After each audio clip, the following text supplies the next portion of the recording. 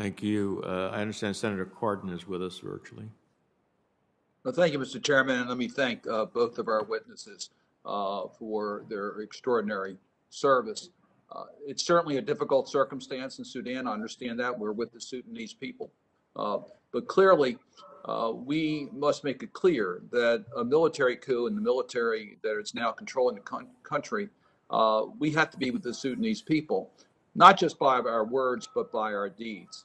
So as I listen to your testimony about what we're doing in consultation with other partners in the region and trying to work out some type of a reconciliation here, it seems to me we need to do more than that. I heard you, Secretary Fee, talk about human rights violations and holding those responsible for these human rights violations accountable. I've heard that before.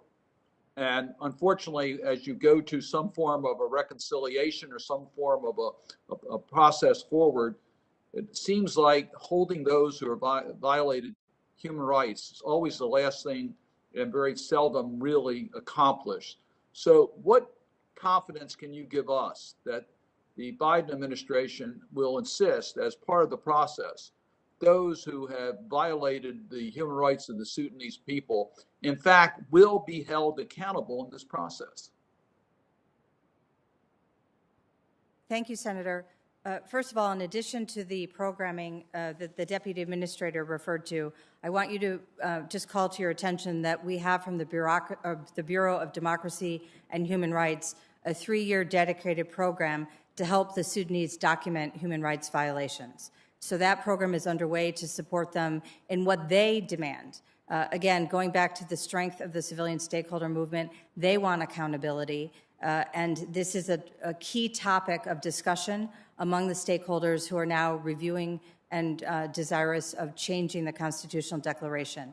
All the Sudanese that I've had a chance to meet have made very clear that they understand addressing accountability is important both to pull the military forward on the transition and to heal the country and allow it to remain a durable and stable democracy. So that is their commitment, and we will back up their commitment. But I wanted you to be aware of the specific programmatic efforts we're undertaking.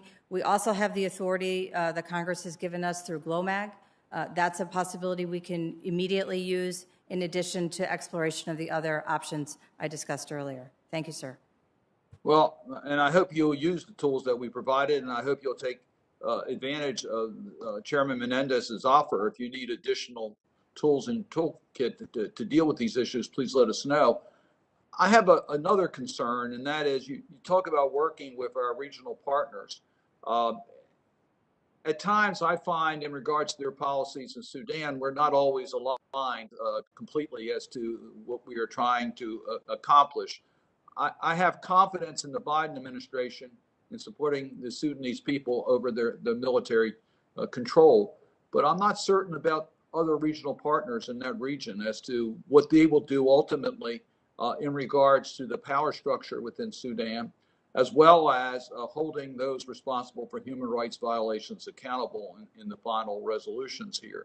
So what can you tell me about how we're working with our traditional partners in the region to make sure we're all on the same path for the outcome in Sudan that is in the best interest of the people?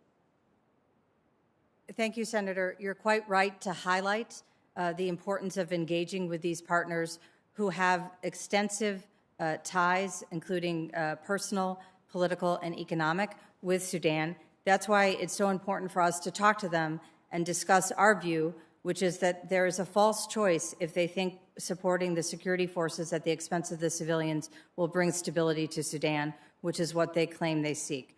That's really the basis of our dialogue, that we just deeply contest that assumption that support to the security forces exclusively will result in stability in Sudan. In the meeting that Special Envoy Satterfield and I attended in Riyadh as part of the Friends of Sudan, which included Gulf Arab states, we also had an opportunity to meet the Saudi foreign minister while we were there. That final statement condemned the use of violence against protesters and committed all the members of the Friends of Sudan to not restoring or expanding financial assistance or economic assistance until the violence ended and the transition was back on track. So those are some examples of how we're engaging and what we're saying. Well, I appreciate those responses. I think we need to follow this carefully because I've seen this in the past. We see statements that are made, but they're not carried out by the specific actions. And I hope that you will continue to make a priority a resolution in the interests of the Burmese people, Yemen, the people of Sudan, Sudanese people, as well as holding accountable those responsible for these human rights violations. Thank you, Mr. Chairman.